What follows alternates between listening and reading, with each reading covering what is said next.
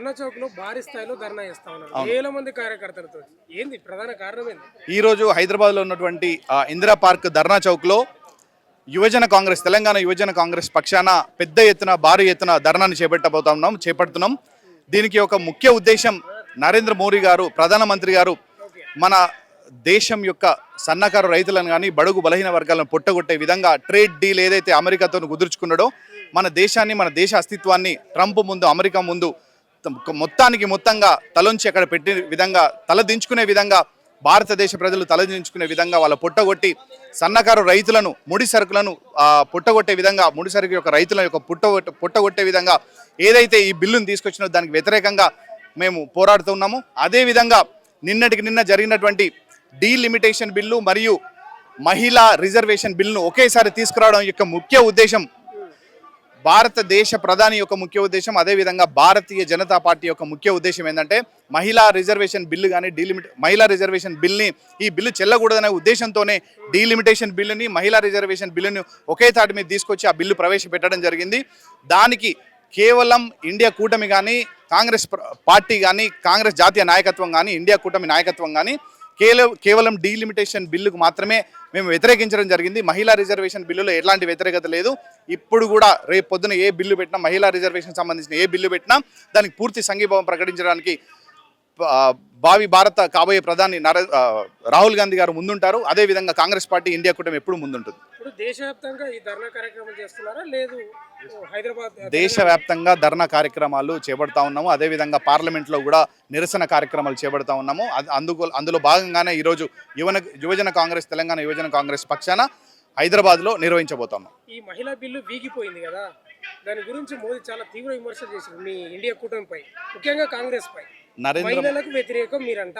నరేంద్ర మోడీ గారి వైఖరి క్లియర్గా మీకు నాకు మనందరికీ మీడియా అందరికీ అర్థమైంది, భారతదేశ ప్రజలందరికీ అర్థమైంది, భారతదేశంలో ఉన్న మహిళలందరికీ కూడా అర్థమైపోయింది. ఈ బిల్లు చెల్లకూడదు, ఈ బిల్లు వీగిపోవాలనే ఉద్దేశంతోనే డీలిమిటేషన్ బిల్లును మహిళా రిజర్వేషన్ బిల్లును ఒకే తాటిపై తీసుకొచ్చి పెట్టడం జరిగింది. కేవలం రాహుల్ గాంధీ గారు కానీ జాతీయ కాంగ్రెస్ నాయకత్వం కానీ కేవలం డీలిమిటేషన్ బిల్లు చట్టపరంగా లేదు కాబట్టి దానికి వ్యతిరేకించడం జరిగింది. అంతే తప్ప మహిళా రిజర్వేషన్ బిల్లులో ఇప్పుడు కానీ ఇంక ముందు కానీ ఇంకెప్పుడైనా కానీ కాంగ్రెస్ ప్రభుత్వం కానీ కాంగ్రెస్ పార్టీ కానీ జాతీయ కాంగ్రెస్ నాయకత్వం కానీ ఎప్పుడూ ముందుంటుంది. ఆ బిల్లుకు పూర్తి మద్దతు ప్రకటిస్తుంది. ఇప్పుడు కర్ణాటక ఎంపీ పార్లమెంట్లో తేజస్వి సూర్య తెలంగాణ ఉద్యమాన్ని తెలంగాణలో చనిపోయిన వాళ్ళని కొంచెం ఇష్టారీతిగా మాట్లాడుతూ కించపరిచే విధంగా ఉన్న వ్యాఖ్యలు కూడా పెద్ద ఎత్తున ఉద్యమకారులు బయటకు వెళ్తున్నారు. కాంగ్రెస్ స్టాండ్ నిలిపారు.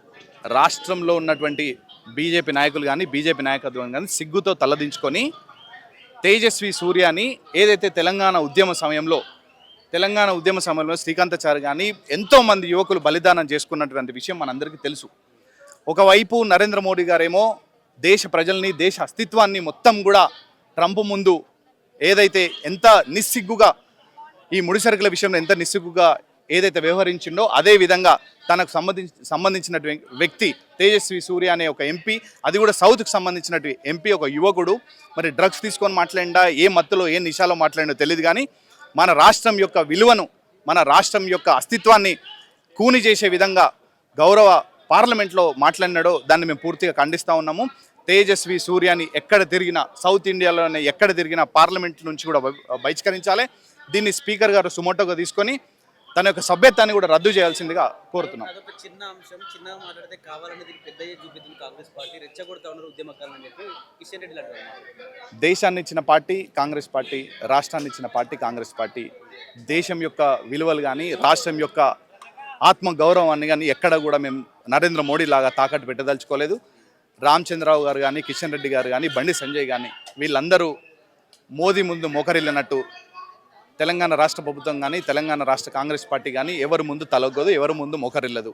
అది మీ అందరికి తెలిసిన విషయమే. ఒకవేళ నిజంగా అట్లా అనుకుంటే తేజస్వి సూర్యని కాంగ్రెస్ ప్రభుత్వమే కాదు కాంగ్రెస్ పార్టీయే కాదు ఇక్కడున్న ఇండియా కూటమి వ్యక్తులు ఎవరైనా ఎన్డీఏ కూటమి వ్యక్తులు ఎవరైనా బీజేపీకి సంబంధించిన వ్యక్తులు ఎవరైనా తెలంగాణ గురించి కానీ తెలంగాణ అస్తిత్వాన్ని గురించి ఎవరైనా తక్కువ చేసి మాట్లాడితే రాబోయే ఎలక్షన్లో తగిన బుద్ధి చెప్తారు. మధుకర్ గారు, చివరి ప్రశ్న. బీజేపీ పదే తెలంగాణ విభజనపై విమర్శలు చేస్తుంది. అవును, మోదీ కూడా అన్నాడు తల్లిని చంపి బిడ్డను బతికించారని. ఇప్పుడు తేజస్వి సూర్య అందుకే కదండి, అందుకే చేస్తున్నారా లేకపోతే అసలు ఆంతర్యం ఏంటి? అసలు దీని యొక్క ముఖ్య ఉద్దేశం భారతదేశంలో ఉన్నటువంటి సౌత్ ఇండియా పైన కానీ తెలంగాణ పైన కానీ వాళ్ళు మొదటి నుండి చాలా విద్వేషంతో చాలా విచక్షణ లేకుండా మాట్లాడుతూ ఉన్నారు. అదేవిధంగా బడ్జెట్ విషయంలో కూడా తెలంగాణకు తీవ్ర అన్యాయం జరుగుతూ ఉంది. అది బీజేపీకి ఎట్లాంటి పట్టింపు లేదు. దానికి తోడు మన దగ్గర ఉన్నటువంటి బండి సంజయ్ గారు కానీ కేంద్ర మంత్రి కిషన్ రెడ్డి గారు కానీ నిస్సిగ్గుగా మాట్లాడుతూ ఉన్నారు. ఆయన ఏం తప్పు మాట్లాడలేదని కేంద్ర మంత్రి కిషన్ రెడ్డి గారు మాట్లాడడం చాలా అభ్యంతరకరం.